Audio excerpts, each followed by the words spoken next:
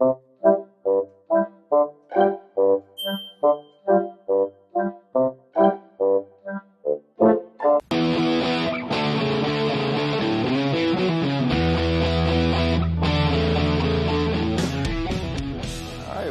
back to Vintage Vinyl, the show where we argue and argue and argue about some of our favorite music, although not so much our favorite music today.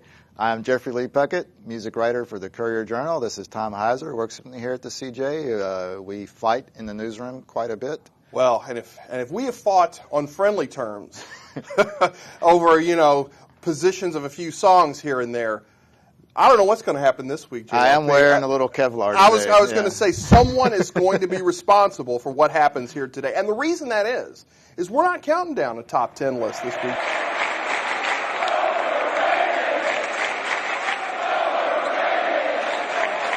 We're breaking it down to the top 5 most overrated bands on my list and JLP's. Yes. This has led to many a rough night at the local drinking establishment. It's time to get down to business. All right. At number 5 for TEH is Boston. I'm going to start off with More Than a Feeling. More Than a Feeling. I see my Mary Ann walking away.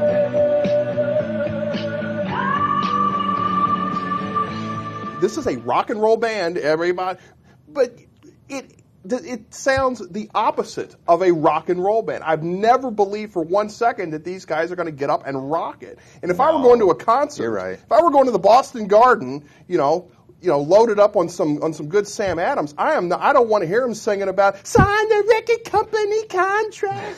Any band that sings about themselves has already lost me right there. On their first album. On their first album. How narcissistic can you get? But they're not even narcissistic enough to be, destroying hotels or, wreaking havoc. So, no, Boston has always just been lame as far as I'm concerned. You've actually turned me against Boston. Yes, okay. It's not that I was in love with them. No, but still, you were not ready to put them up on your list. All right. My number 5 is the very definition of overrated. It is Nirvana. Ooh. Yeah. Ooh. That's a problem for a lot of people. And again, I have no inherent problem with Nirvana. They wrote some good songs.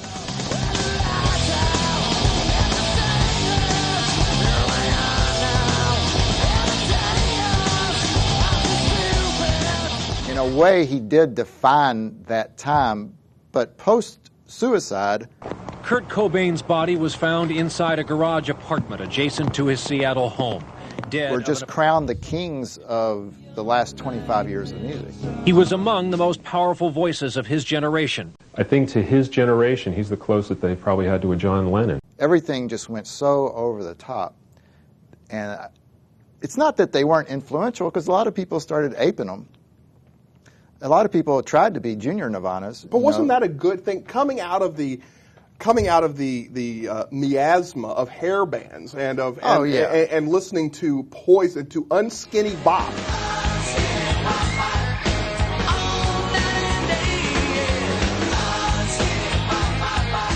They did change the direction of music in a way that I wholeheartedly endorsed. Yes. But within 6 months, that direction had become another cliche as big as hair metal. It was nothing's going to get as big as hair metal, and also not as big as the hair itself. True. But it also changed the direction. Where bands were headed. I mean, I look at you right now, and I see Nirvana. I don't see. I'm wearing a flannel shirt. Yes. But what you're not wearing are mesh gloves, polka dot leotards. You should have seen me last night, brother. Yeah. Well, my issue with Nirvana is more the reaction to Nirvana as opposed to Nirvana itself. That's legitimate. Yeah. I'm going to go number 4 here, and I'm sure I won't get a reaction out of JLP. ACCDC.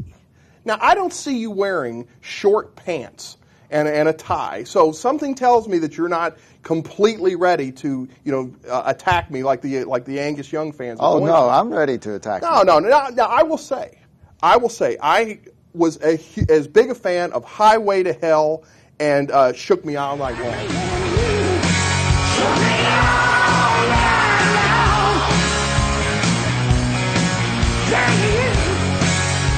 You start getting past that, and all I can think about is Thunderstruck. I can think of... Thunderstruck's a great song. No, it's not. No.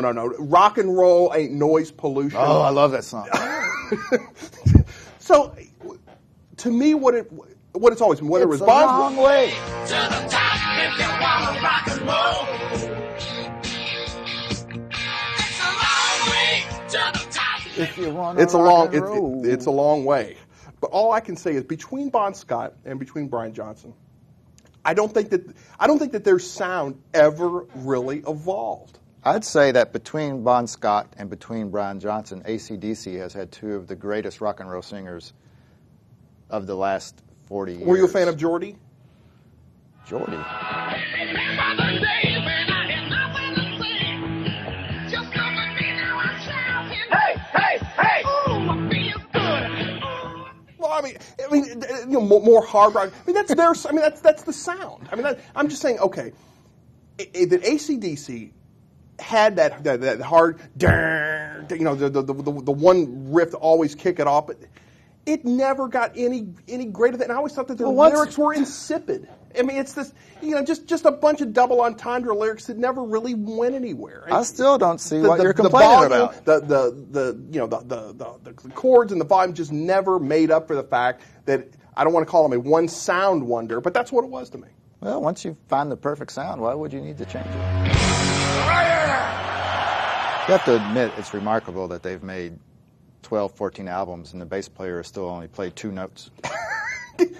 Are you making my point or are you making your point? I think they never change. It's a flat line with ACDC. Speaking of never changing, Janis Joplin, she is not that great of a singer. The songs are really pretty mundane at best.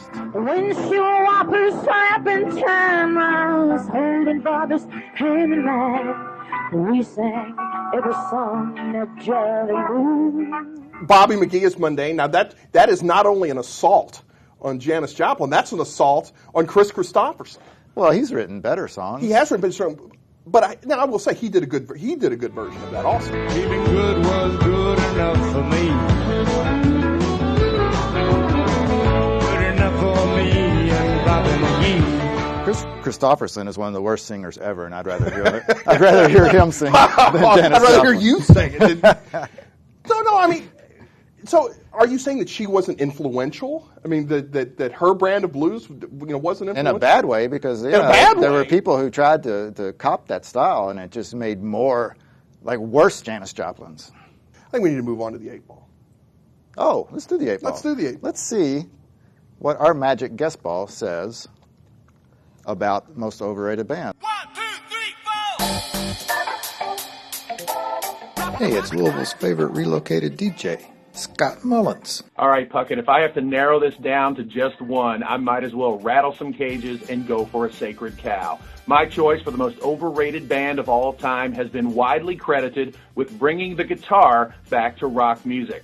But the only people for who Nirvana brought the guitar back were people who had never heard of X, Jason and the Scorchers, Husker Du, The Replacements, or any other number of great 80s guitar-driven rock bands.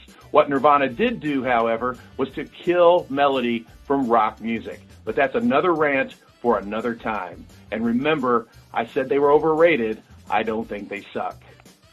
All right. We're going to go at number 3, and this is really, really going to get me in trouble, especially with our executive producer of the show.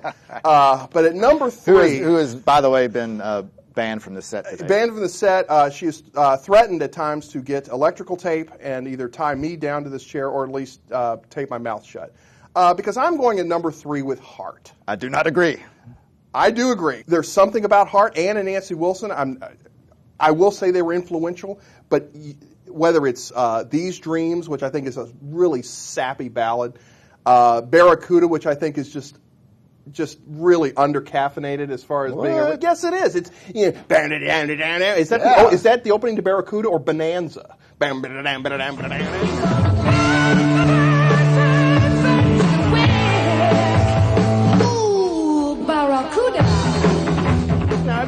been a big fan. It's just underwhelming to me. I'm turning the radio. Oh, let's see what's on. Oh, Barracuda. Move up the dial. Moving up the dial.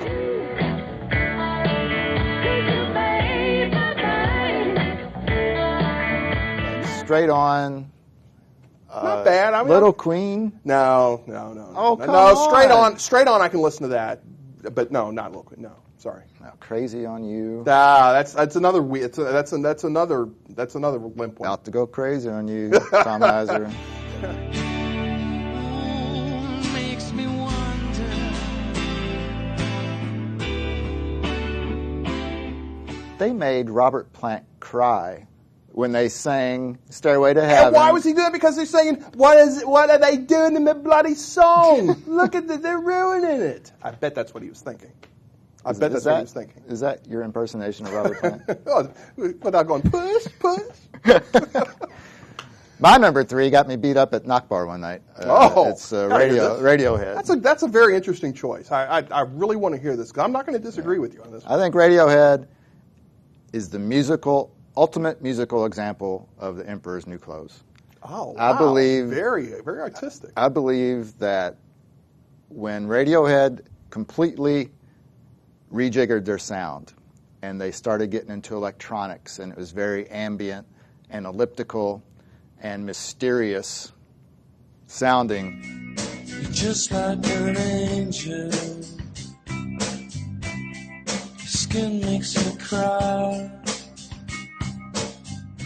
A few writers on blogs and whatnot, especially Pitchfork, started talking about how genius it was, and then all these impressionable kids decided, oh my gosh, I guess I had better really like Radiohead, or I'm not going to be a cool kid anymore. Wow, I think that's about as perspicacious and thoughtful an analysis of Radiohead as I've ever heard. No, I agree with that. I mean, they've done absolutely nothing for me for probably reasons less than what you've analyzed, but yeah, I think that hits it right on the head. Yeah. Well, I'm going at number 2 I'm going to break some barriers here and go with the Grateful Dead. Whoa. No, wait a second. You're not going to take me down for the Grateful Dead. No, I was just fooling. There you go. Any band who the experience of going to see outweighs the band is always going to get you high on the TEH list of overrated. Close to New Orleans, New York, got the ways of me, the drugs won't let you be. Truck and the rest of it's all a sideshow.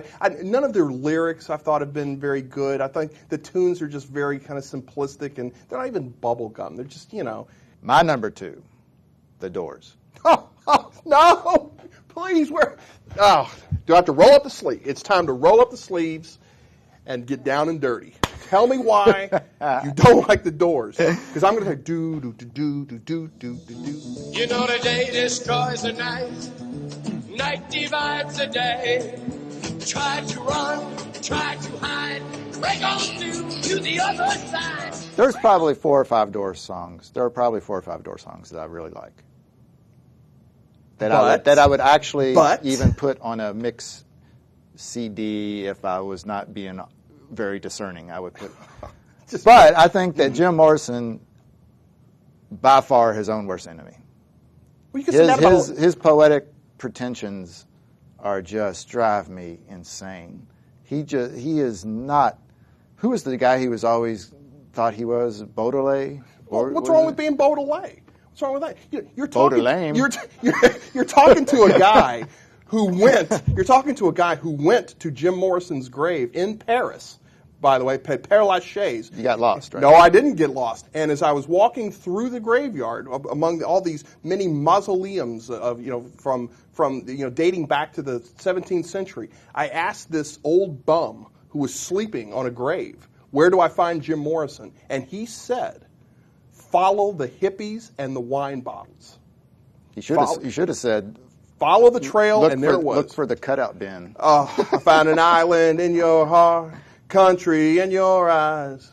I like all the parts, mostly, of the Doors. It's just when they all come together, it just never has really worked for me. Oh, you hurt me. You're killing me. I'm sorry about that.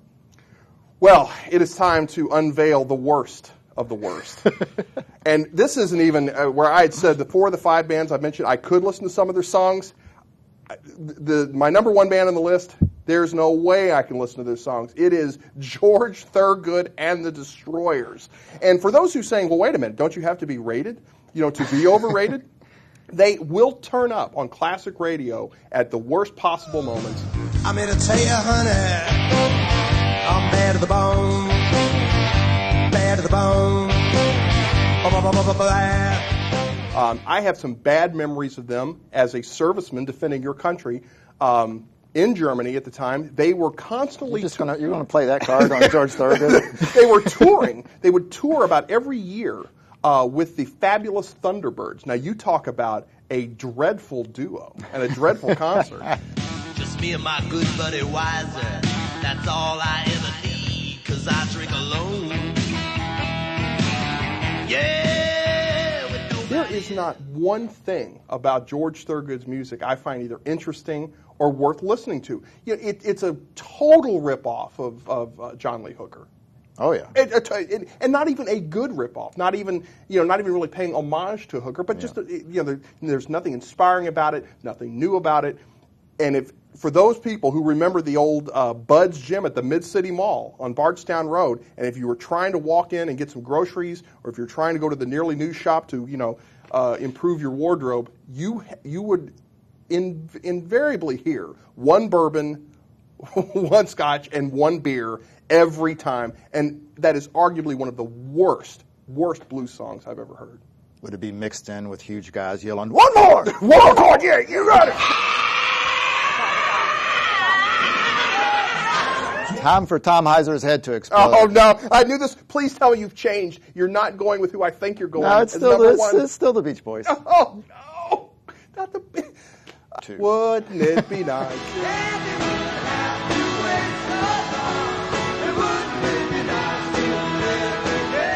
All right, here's the part where the Beach Boys fan sings every song from Pet Sounds and never once dawns on him that that's the only good album they ever made. No, absolutely not. The early stuff, especially before Mike Love really sunk his hands in the band, is fantastic. You mean the stuff where they were rewriting Chuck Berry songs, not giving him any credit?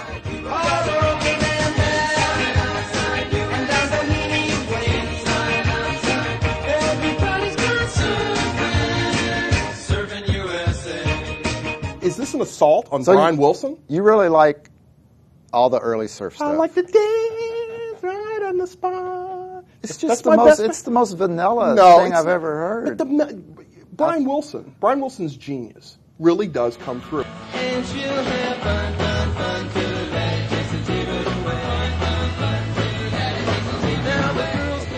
I do appreciate his gift. He definitely has a gift, an unnatural gift, I'd say, for arranging vocals. Yes. The background vocals on any Beach Boys song, even their worst ones, are pretty routinely spectacular. I like what I'm hearing. Yeah. Routinely spectacular. It doesn't sound like they're at the top of the overrated list. If I could buy an album where all the lead vocals and music was gone and it was just the background vocals, I think I'd be pretty happy. Oh, you're killing me. That is probably the least popular decision I've ever made amongst all my friends. No one agrees with me. And neither do I. Yeah. We know you're going to have issues with these. Oh, sure. And we want to especially JLPs. I want to hear everyone who hates the Beach Boys. I want to hear from you. And I want to hear everyone who loves the Doors. And we'll tell JLP that. Also, ACDC fans, I would prefer if you marched on 6th and Broadway and just beat the crap out of Tom Heiser. Well, I'll tell you what. If you log into courierjournal.com/music, you'll be able to, and go to our Facebook page. You'll be able to weigh in and let us know who we left off the list and who you think doesn't belong. Or tweet at us. You could tweet at us too at CJVinyl, Twitter.com. Jeffrey, what, Mom? What do I always say? If you can't say anything nice, don't say anything at all. Thank you, Mrs. P. Said some really bad stuff down here. You're going to rat me out to my own mom? Absolutely. Because you know what? She loves the Doors. Yeah, but she hates the Beach Boys.